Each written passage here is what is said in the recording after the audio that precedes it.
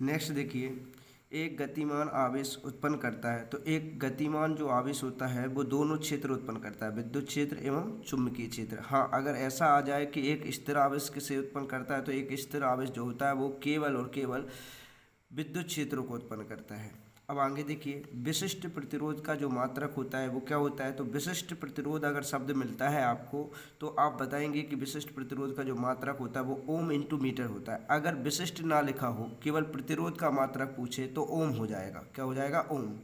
अगर विशिष्ट प्रतिरोध पूछ रहा है तब तो हो जाएगा ओम इंटू मीटर। अगर वो केवल प्रतिरोध पूछ रहा है तो हो जाएगा ओम। ठीक है, आगे चलते हैं। समविभव पृष्ठ और विद्युत बल रेखाओं के बीच का कोण होता है। तो समविभव पृष्ठ और विद्युत क्षेत्र जो रेखाएं होती है उनके जो बीच का एंगल होता है वो होता है 90 डिग्री, 90।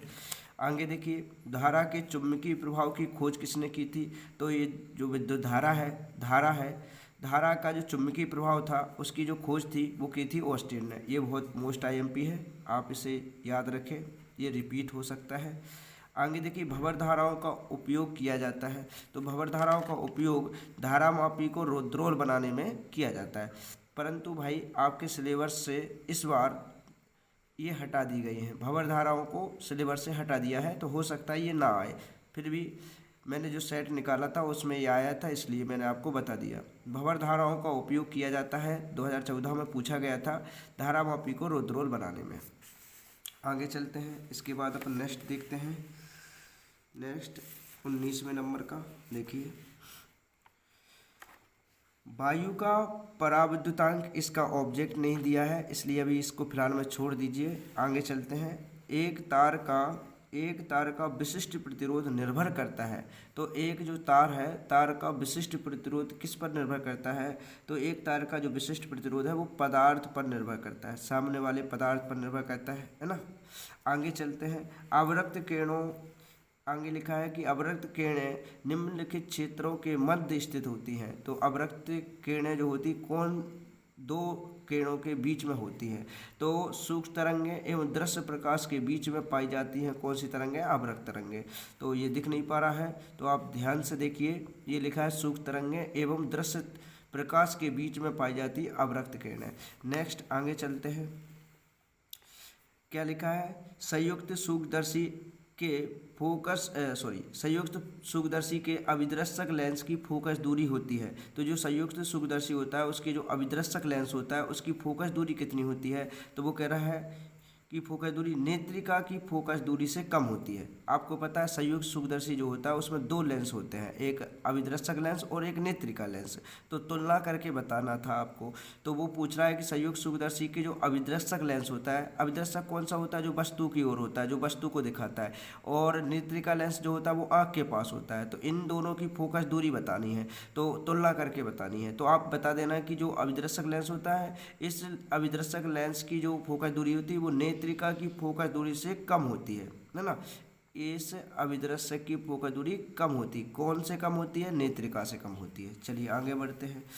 नेक्स्ट देखिए, क्या कह रहा है कि दो बिंदु आवेश क्यू, कह रहा है दो बिंदु आवेश कौन है? क्यू, एक दूसरे से 2a दूरी पर रखे हैं।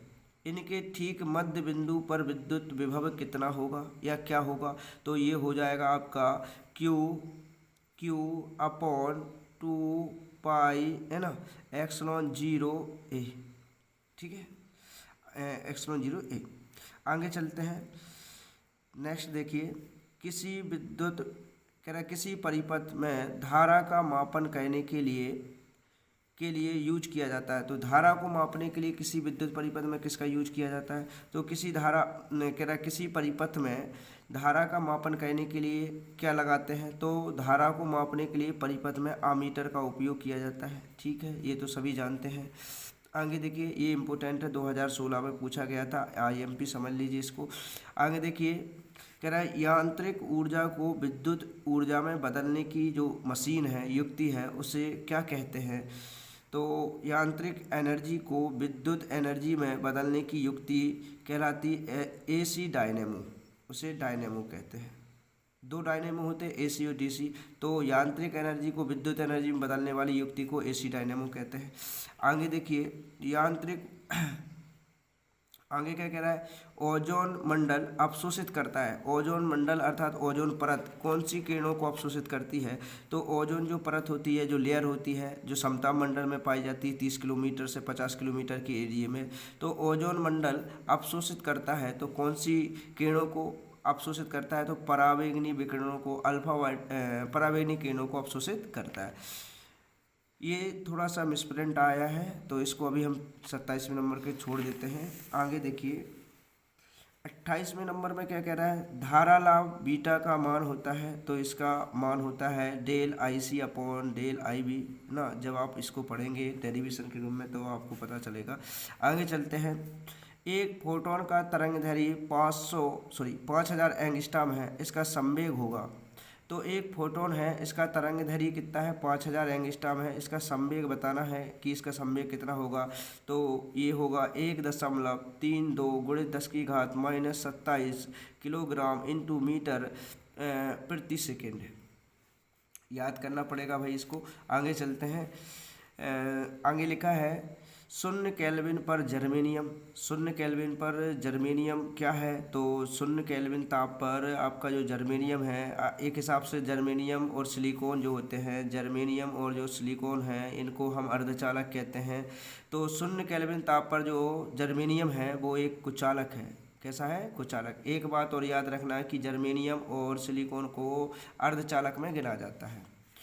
आगे देखिए, एक माइक्रोफैरेड धारिता के गोलीय चालक की त्रिज्या होगी। तो एक माइक्रोफैरेड धारिता के जो गोलीय चालक होते हैं उनकी त्रिज्या कितनी होगी, तो इसकी जो त्रिज्या होगी, इसकी त्रिज्या आपकी हो जाएगी 9000 किलोमीटर।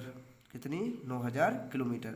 परमाणु होता है, तो बताइए परमाणु क्या होता है, धनावेशित होता है, ऋणावेशित होता है, अनावेशित होता है, निश्चित नहीं है। तो इसका सही आंसर क्या होगा, तो इसका आंसर होगा अनावेशित होता है। आपने पढ़ा होगा कि परमाणु जो होता है विद्युत रूपेण उदासीन होता है। परमाणु पर ना तो प्लस होता है और ना ही माइनस होता है। यहाँ अगर उदासीन बैठ भी आ जाता है तो वो भी सही माना जाता है। अनावेशित का मतलब उदासीन ही होता है, अर्थात जिस पर कोई आवेश ना हो।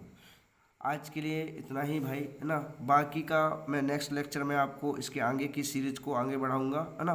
मेरे पास में 10 साल के पूरे MCQ हैं। अभी आपने 17 तक देखे, 19 तक हम पहुंच गए हैं, है ना।